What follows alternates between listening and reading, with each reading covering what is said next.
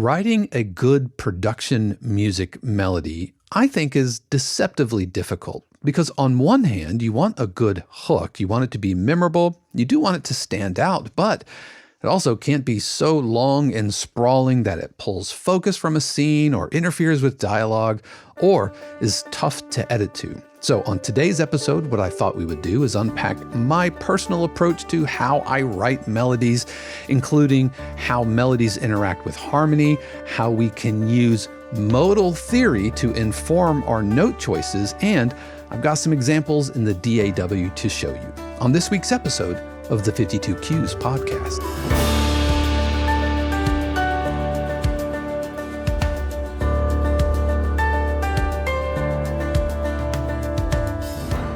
What is happening, everybody, and welcome back to another episode of the 52 Cues podcast, where each week we talk all about the world of production and library music.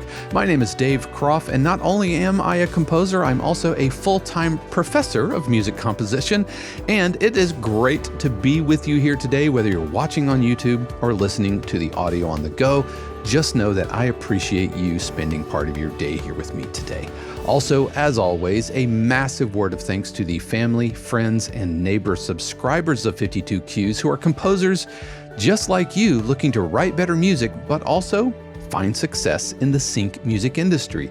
And 52 Cues is there to help with workshops, Zoom feedback sessions, live streams, pitching to real music libraries, an amazing community of like-minded composers, and a ton more. If you want to join us, head over to 52cues.com. It is free to join, and subscription tiers start at only like $4 a month. We'd love to see you over there. So on today's episode, I want to talk about my melodic writing process.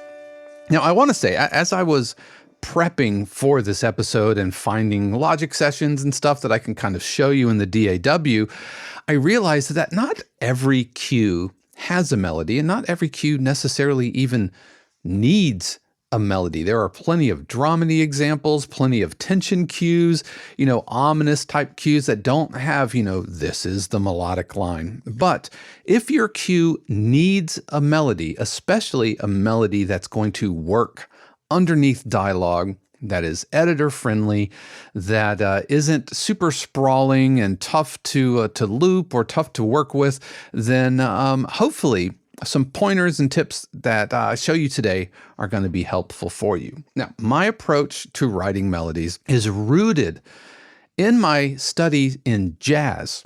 Now, I'm a drummer, percussionist. I don't know if all the drums in the background gave it away, but I'm a drummer, and my master's degree is in jazz and studio music. Now, when I went into graduate school, I wanted to be jazz drummer. I wanted to be, Tony Williams meets Elvin Jones meets Art Blakey, meets Questlove. Like that's who I wanted to be as a drummer. And I still really, really respect and love all of those players I just named. But what I wasn't necessarily interested in is, I don't know how else to say, I wasn't really interested in learning a pitched instrument, really. I mean, through high school and in college, I was the timpani kid. I think I've talked about that before. And so reading music was no problem. And I did write music and compose, but I really wasn't like thinking notes on a page or even, I was just kind of feeling it out and wanting to kind of be a film composer, but not really leaning into that side of music making. But when I went to grad school, I had to take a pitched instrument because I couldn't take like jazz improv just on drum set. I had to use some kind of a pitched instrument. And so I was given the option of either using a piano or I could play vibes. And I thought, I can either handle like 2 fingers at a time or 10 fingers at a time. So I went to vibraphone, and there's actually a vibraphone sitting right over there. And at first, I kind of resisted that. I don't know if I was just like, this is not what I'm here to do. But as I have found myself telling other students and students that I teach that even if you don't necessarily understand why this is helpful, trust that it will be helpful to whatever you want to do with your career later. And so while I resisted it at first, I leaned into it, and it was probably the most challenging, but it was the biggest shot in the arm for my composition, because my study in jazz improv completely revolutionized how I think about melody. It revolutionized how I think about harmony. It revolutionized how I approach music writing. And so how I have come to write melodies now is just the way that a jazz improv player would solo. That is, that improv in jazz is basically spontaneous melodic composition in real time in response to chord changes or harmony. And I don't necessarily mean like, here is a dominant 7 chord, so you play a Mixolydian scale. It's not necessarily chord scales. I didn't really buy into that. But one of my professors approached jazz improv like understanding the larger harmonic structure and weaving a melodic line in and around the chords and how the chords relate to each other and what underlying harmonic motion is happening. So it's not just chord, chord, chord. Therefore, in my brain, I go scale, scale, scale. I don't personally like making music like that, and that's not really how it kind of settled into my brain. But I could understand chord structures. I can understand the Roman numeral analysis and everything that I had been learning ever since I was an undergrad, and so realizing that when jazz players are playing and they're soloing or improving, they're just spontaneously creating melodies in reaction to the harmony. It was a real light bulb moment for me. And I found myself years later writing melodies this same way. But now, instead of writing a melody based on a 2-5-1 or, the cycle of fifths or, giant steps changes or whatever, now I'm writing melody maybe just on a 1 chord, and how can I kind of explore the space of the 1 chord? That became the foundation of how I approach melodies. Now, we're going to talk about harmony later. We're even going to get into some modal things, and I don't want to freak you out too bad, but we've got to dance into the world of music theory, but I promise to make it as safe as possible, so it's not too scary, but just a little music theory knowledge can go a long way. Okay, so if we were to take kind of the jazz approach, where melodies are in response to harmonic changes, we can also think of how a jazz improv player would play in little phrases, aka licks, right? Jazz players, they're going to call these licks, and they're going to learn a lick, and then they're going to use that lick with different chord changes and then alter the lick to reflect the chord changes. But I want to use a different word for this, and I use the word motif or motive. And when I think of motivic writing, I think of the smallest melodic fragment that you can find. And this is nothing new. Beethoven wrote an entire symphony off bum, bum, bum, bum. There's your motive. Now let's vary it. Bum, bum, bum, bum. Okay, there it is again. Now let's give that same motive around the orchestra. Bum, bum, bum, bum, bum, bum, bum, bum, bum, bum, bum, right? That's motivic writing. So this is nothing new, but finding the smallest melodic fragment that you can write, typically around a 1-bar idea. Now, how I use this, especially in tension cues, light tension cues, dramedy cues, hip-hop cues, those types of applications, is I will start with a 1-bar idea. I will repeat that idea with maybe a slight variation, repeat the idea again, and then repeat it a 4th time with an even bigger variation. And what you end up with is 1 bar of composition and followed by 3 bars of craft. So I have a dramedy cue here that I want to show you. It's called Friend Zone Defense. It is hot out of the oven. we're going to take a listen to it, and then I'm going to show you the melody and show you how this motivic concept works.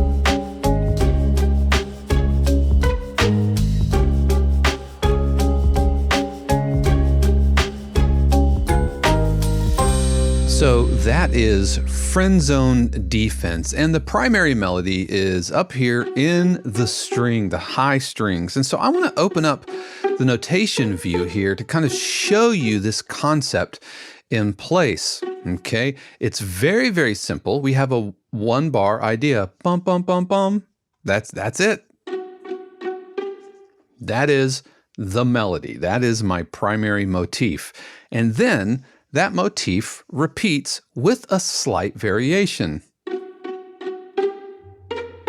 Okay, then I'm going to repeat the motif a third time, but this is actually the same motif from earlier.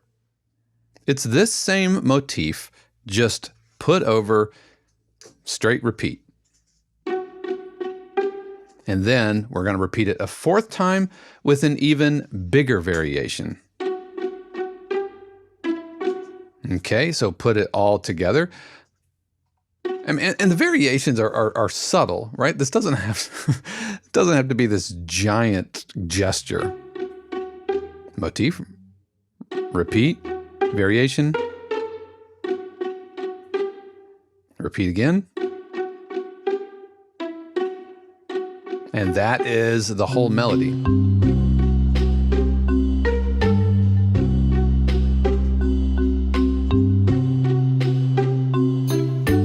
Okay, let's take a look at another one. This cue is Cat Gautier Tongue, and I think we've listened to this on the podcast, but here is a little bit of it.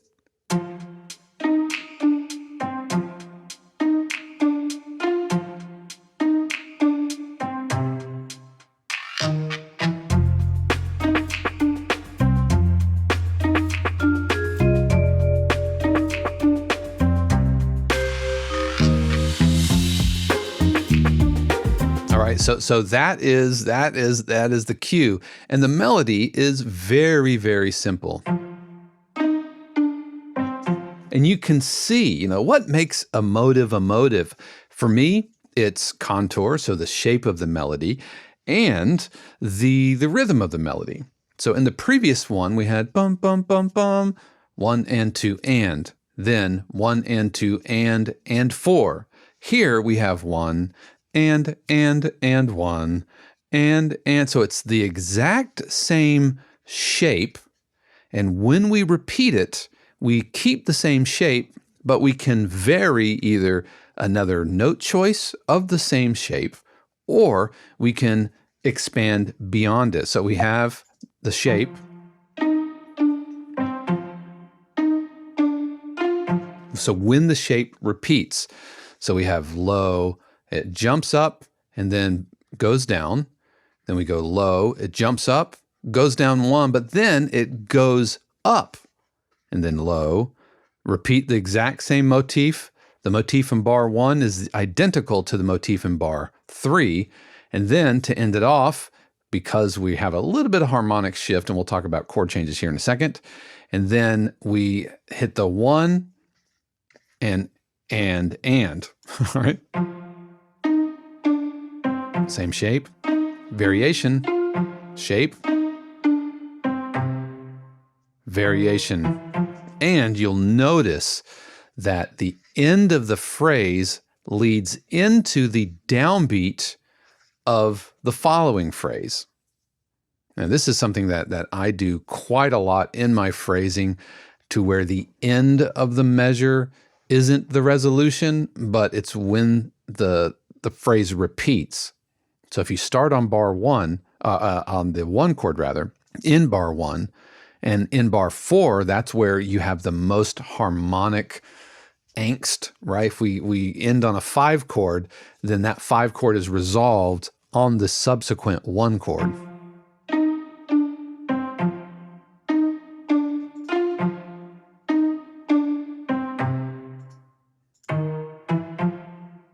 Okay, and so that's how I approach my phrasing, but it's very motivic. Start with a 1-bar idea, repeat that idea with the variation, repeat it again, and then repeat it one more time with another variation. Now, these can be 4 bars, and typically they're almost always 4 bars, but depending on the type of cue, you can kind of expand beyond that. Here we have a cue called Indict For Sore Eyes. The title is a play on Sight for Sore Eyes. And so we can see our melody here is going to be really slow.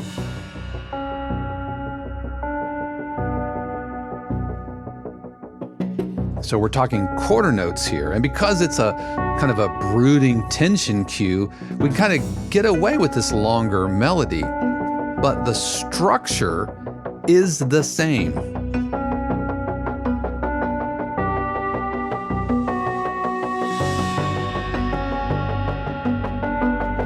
All right, it is the exact same technique. We have a 1-bar idea, or in this case, a 2-bar idea that is then repeated with a variation that is then repeated exactly the same from bar 1 to bar 3 of the phrase. If we're kind of thinking macro phrase, the first 2 bars is a 1, 2, 3, 4, and the second 2 bars is the second. This could be conceived. This is 80 beats per minute. You can think of it at 40 beats per minute if that helps. And then the final motivic repetition has the additional variation, which hopefully is bringing tension and adding a little bit of, like I said, angst, some melodic tension that's going to resolve into the following downbeat, or push energy into the next phrase. Motive again. Notice that the contour is the same.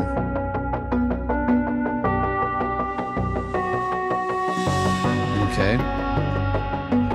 And so whether it's a tension cue, whether it is a dramedy cue or a hip hop cue, this concept of motivic writing absolutely permeates all of my own melodic writing.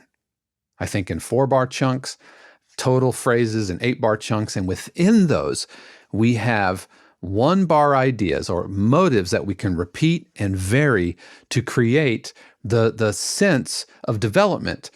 And this familiarity and this repetition, I have found, works great underneath dialogue because it kind of gets your attention, you notice it, but because it repeats, it easily sits into the background. So yeah, 1 bar of creativity, 1 bar of composition, and 3 bars of craft. Basically, 1 bar of artist, 3 bars of artisan. And this, you hear me talk about the artisan approach, artisan brain. This is it manifesting. Okay, so now that we kind of understand the structure of our melody, let's talk about note choices. And this is going to get us into the use of modes. Now, modes used to be really kind of nebulous for me, a little bit scary. And it wasn't until I studied jazz improv and understood how modes aren't just a note to a note in a major scale. And I've got to bring up a keyboard here so that you can kind of see the notes. So if you're not familiar with modes, and if you are, then you can fast forward a little bit, or you can just hang around. But modes are different ways to organize the notes of a scale, of really any scale. And we know that we have a major scale, right? It's good old-fashioned C major scale, no sharps and no flats. But we can start on any note within that scale and treat that note as the first note of the scale. So if we start on C to C of all the white notes, we have the major scale. If we start on D to D of all the white notes, or starting on the second scale degree of the C major scale, then we get this.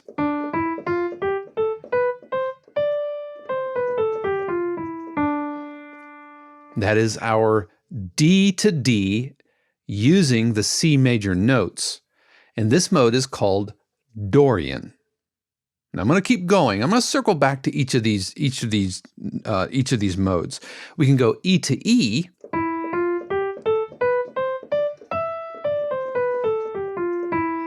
which would be Phrygian. We could go F to F,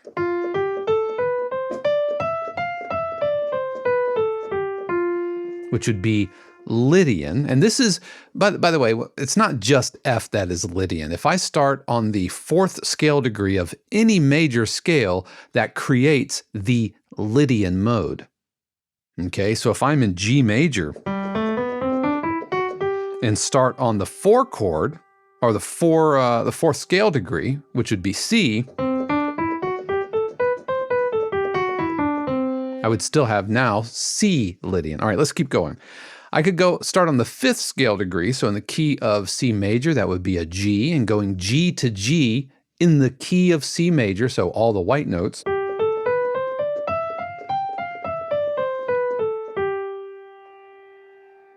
I could go A to A, or 6 to 6, and this mode we already know.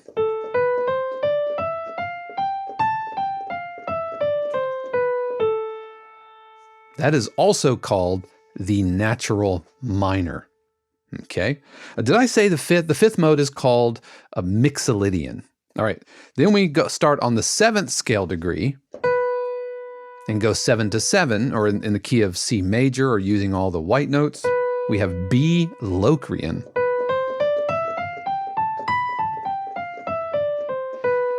Okay, and up until, well into my college years, that's kind of how I thought about modes. They were just notes to note, note to note in the same key signature. And what do I do with that information? I didn't really know how to process it. And it's when I started thinking of the modes not as note to note in a different key, but as either major tonality or minor tonality with altered pitches. So now, if I start on C and play C major, then I have the C major scale. But if I let's look at the mixolydian mode, which we know is starting on the 5th scale degree. But if we think that C is the 5th scale degree of what key of F, then we know that F has one flat, which is the B flat, which creates this scale.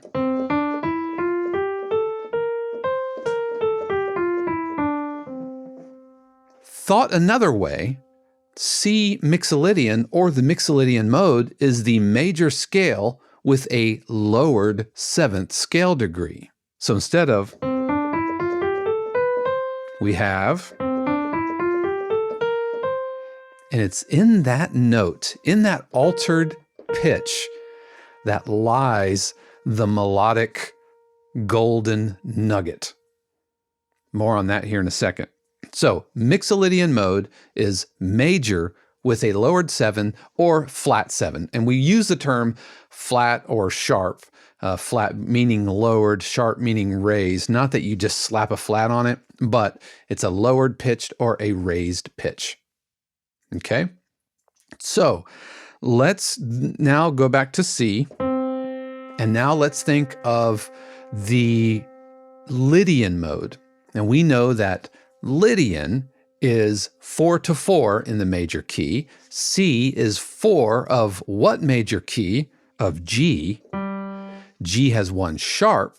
So I play C to C, but instead of an F natural, I play an F sharp. So instead of this, I have this. So C Lydian is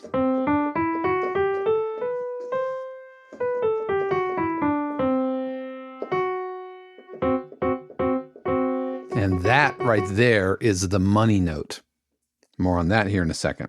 All right, so major scale with an altered 7, a flat 7, that Mixolydian, with a raised 4, that is Lydian. Now, let's take the C major into the natural minor of C, which means that C is the 6th scale degree of what major key of E flat. So we can use the key signature of E flat, which means we're going to have B flats, E flats, and A flats. So this gives us C minor.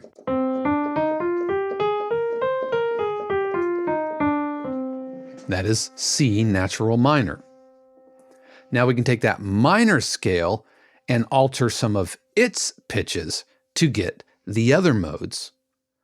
For example, the Dorian mode, which is the 2nd scale degree of the major scale, we can think C is the 2 of B flat, which means we're going to have B flats and E flats. But let's think of it another way. That feels too theory-y. Think of it as a minor scale with a raised 6th scale degree. Instead of, that's the natural minor,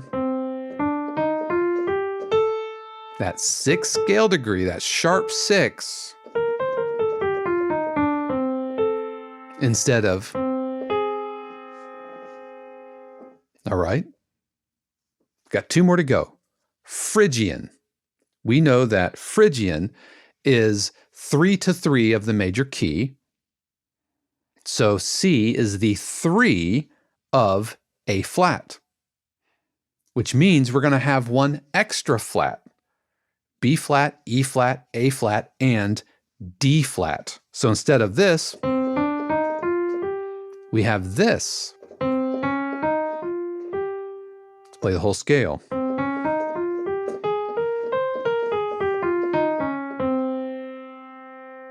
Instead of, this is the natural minor, Phrygian. So Phrygian is the natural minor with a flat 2, or a lowered 2nd scale degree. And then finally, Locrian is 7/7 in the major key. C natural is the 7th scale degree of D flat major, which means we're going to have B flats, E flats, A flats, D flats, and G flats. So instead of this minor scale, we have this.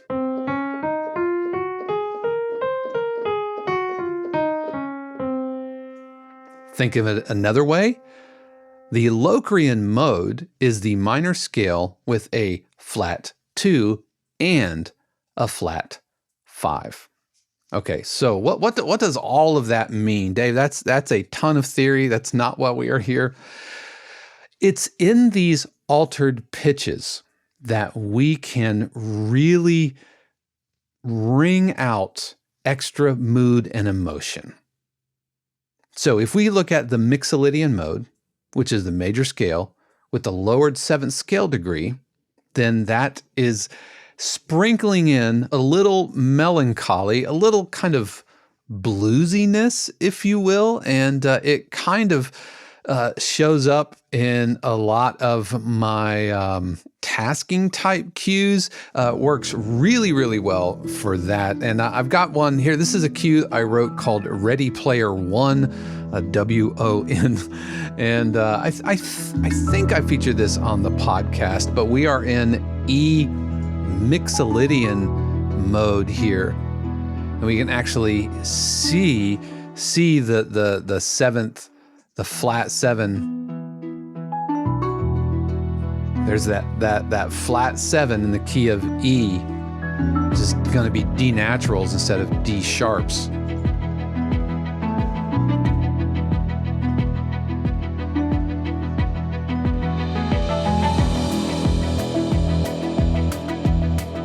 And so you can hear it's maybe a little bit of intrigue. Thomas Newman, who is my spirit animal, Thomas Newman writes in Mixolydian mode quite a lot. So if I want something to sound somewhat kind of has a cinematic quality, but a bluesy quality to it, that flat 7 is sprinkling in a little minor tonality, a little bluesy tonality into an otherwise major cue.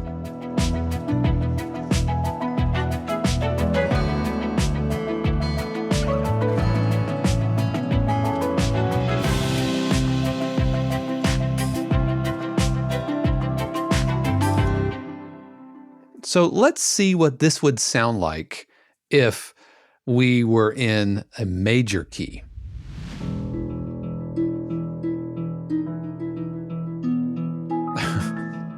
That sounds weird.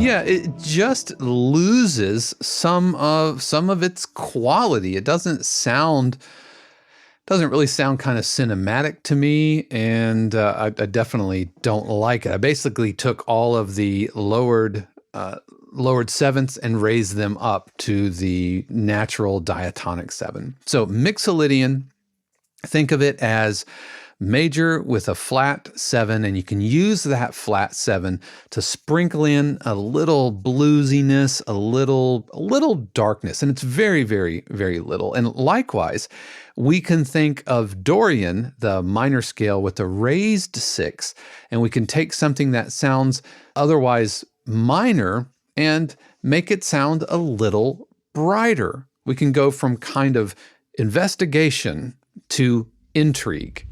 So here is Indict For Sore Eyes, which we looked at earlier.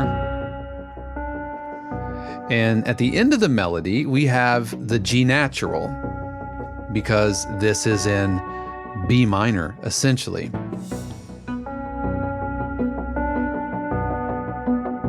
So here's the G natural.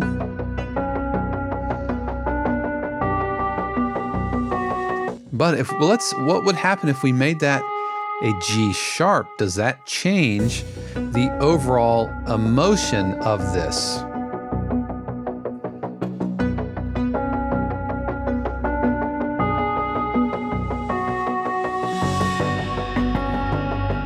Yeah, it adds a little extra character to it. And it's these note choices that I think that are so valuable in thinking in modes. Again, don't think, music theory and key signatures and this to this and a major. Don't think of that. Just think of a major scale or a minor scale with an altered pitch. Dorian, minor, sharp 6. Phrygian, minor, flat 2. Lydian, major, sharp 4. Mixolydian, major, flat 7. Aeolian or natural minor would be major with a flat 3, flat 6, flat 7, but just think minor. And then we have Locrian, which is minor scale, flat 2, flat 5. So you're really only having to think in major or minor with alterations. And it's those altered pitches which should be your target pitches, meaning these are notes that you want to reinforce, you want to make them landing points, you want to make them prominent features of your melody. Now, if you'll permit me to go one level of nerd deeper, what if I told you that we can do modal thinking with other scales? For example, we have the natural minor, but we can also have the harmonic minor with the raised 7th scale degree, or the melodic minor or jazz minor with the raised 6th and raised 7th scale degree. So what if I start from note to note in like the melodic minor scale? What if I am in C melodic minor, which is basically C major with a lower 3rd scale degree, but now start on the 4.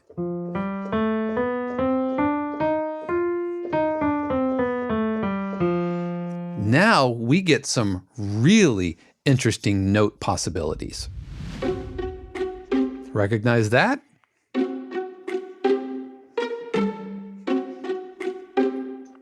What the heck are F sharps and B flats doing in the same scale, in the same melody? Well, this is in a mode of melodic minor. It is in C, hang with me, Lydian dominant. Yes, friends, we can mash up modes by using modes of another scale. So we have the sharp 4 and the flat 7. So we have this scale. And it works so well for these types of cues.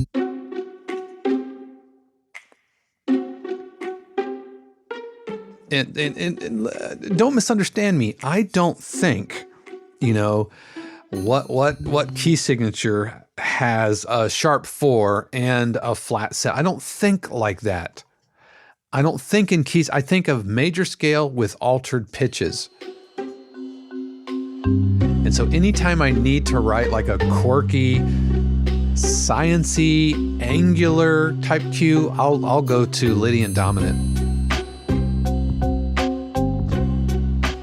All right, so getting into modes of different scales, whether it's the melodic minor or harmonic minor, this is where we get into like exotic scales, and this is a very deep ocean, which is really beyond the scope of what I'm doing here. And I've already gone much deeper into the music theory side of things than probably I should have, but hopefully this helps. I want to make melodic writing less intimidating and giving you tools to approach that, whether it's how you construct it, how you repeat melodic ideas, or where do note choices come from, And so that's why I'm talking about all of this here today. And the last thing I want to talk about in how I approach writing melodies is I use a concept of static melody. And what I mean by that is having a melody that is repeated, and as the chords change underneath, the melodies don't always change just to go to chord tones of whatever chords we're hearing. Now let's bring back Indict For Sore Eyes, which is an investigative tension type cue, and we've already looked at this already. We altered the 6th scale degree to put it in Dorian. All right, but we've got it back into natural minor. And so this is firmly within the key of B minor. It does start on the 2nd scale degree, the melody does, but it's otherwise outlining the major, or the 1, 3, 5 of the minor chord. But watch what happens when the chord shifts right here.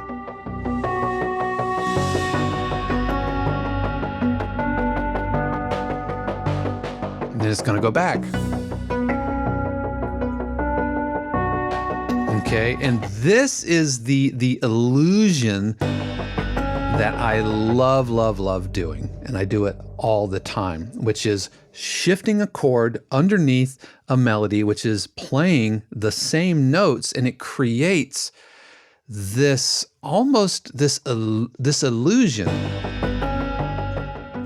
of the chord or the melody changing. All right, it's a psychoacoustic illusion here. And like I said, I looked for an academic term for this, and I'm going to come up with my own, and that is cantus invariabilis. Basically, the chords changing underneath a melody affects the perception of what is and isn't a chord tone in the melody. Okay, so if I play a B minor triad, okay, I have 1, 3, and 5 in the key of B minor.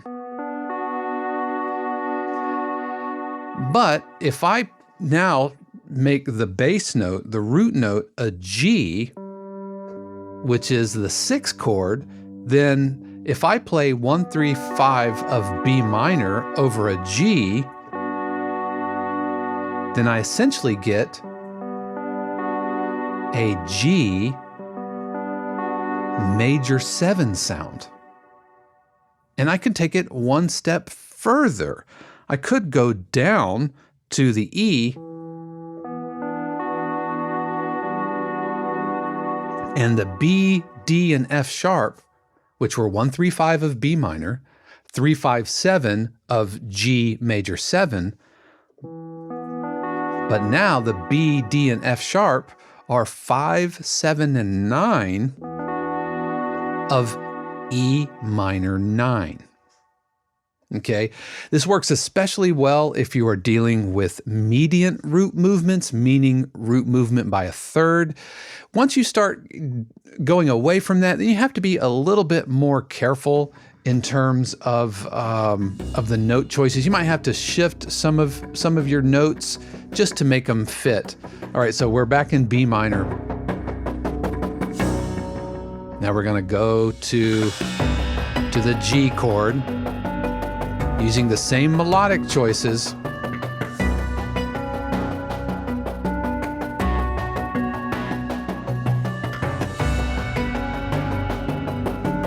Now in this case, I'm going up to the 7.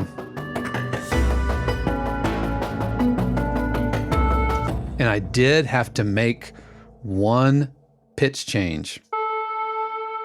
So instead of going to that G, I'm going up to the A, and that's going to help reinforce the fact that we are in that's an A chord, an A major chord.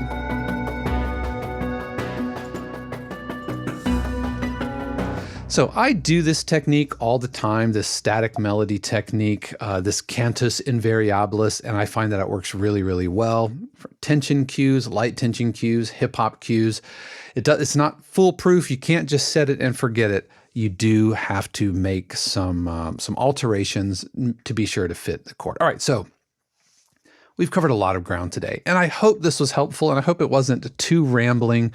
But my main takeaway is that writing a good melody doesn't have to be this really deep, expressive, kind of sprawling thing. In fact, most of the time when I am dealing with composers looking to get into the world of production and library music, what I really have to do is kind of pull them back. I have to tell them simpler. It's much more straightforward. And big sprawling themes do have a place. I mean, look at theme music. Look at title music, main themes for a show, those need more in-depth melodies. But that's not what we're doing here. We're writing melodies, melodic motifs that can work underneath dialogue, that are repeatable, loopable, and editor-friendly. And so that's what we are doing here. Again, investigative type cues, light tension cues, dramedy cues, hip-hop cues, they use this motivic approach very, very well. Okay, so what about you? How do you use melody? How do you approach melodic writing? There are so many different ways. This is just one way, and I hope this was helpful for you. If you have any other perspectives or thoughts, comments, or questions, please let me know in the comments below. I do read all of those, and I would love to hear from you, because this is just, like... Well, that's just like... your opinion, man. All right, so that is going to do it for us this week. Really do appreciate you hanging out with me today. And if you like what you heard and you want to hear more of it, I talk about production music nearly every single week here. And the best way that you can know when I put things out is subscribe, like, follow, leave a comment, give a thumbs up, do all those social media things that help other folks find it. And even if you don't, that's cool. I'm glad you're here. I just really appreciate you spending part of your day. I know you have a lot of options out there, and the fact that that you hung out with me a little bit, I do appreciate it. But you definitely want to tune in next week, because today we've talked a lot about this idea of editor friendly, and what does that really mean?